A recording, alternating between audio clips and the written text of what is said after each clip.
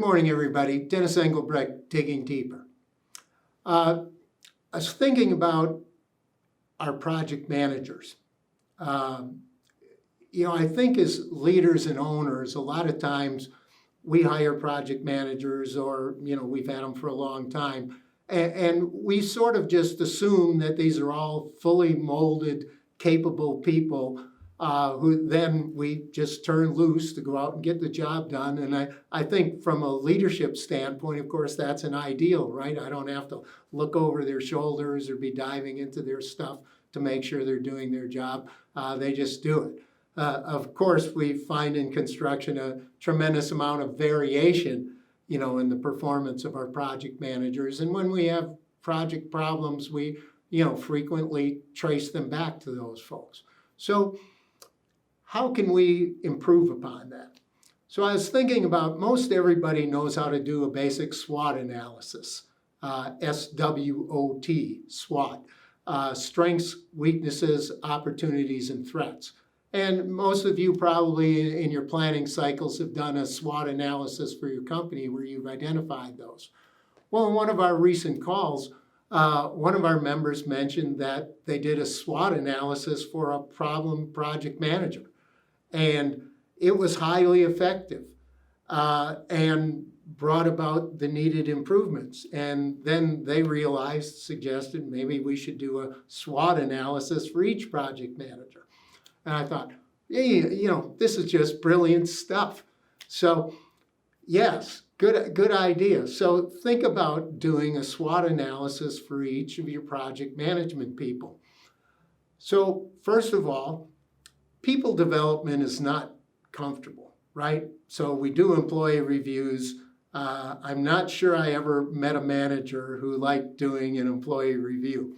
And I know going back to, the many times I've done it, I can remember some very funny moments, but still not the most pleasant task that we probably have as a leader.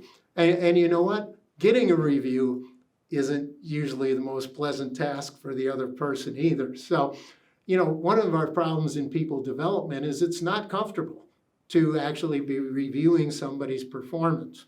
But what it does is that one time a year, if you have a good process for your review, is it creates the atmosphere for that criticism and feedback that perhaps is necessary. So I was thinking about this with a SWOT analysis, a scheduled SWOT analysis. This again does the same thing as an employee review, right?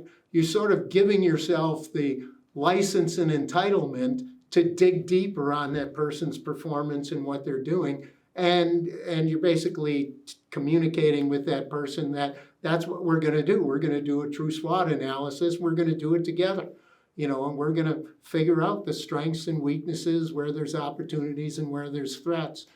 And it just sounds like a terrific format because most all of us intuitively understand what that is. And it really gives us the opportunity to look at all four ends of that SWOT analysis as well. All right, so now we've done this. Now what? And this is where, from the normal employee review, we oftentimes fall off the wagon, so to speak. We have the review, goes in the file, not much changes when we do it next year, right?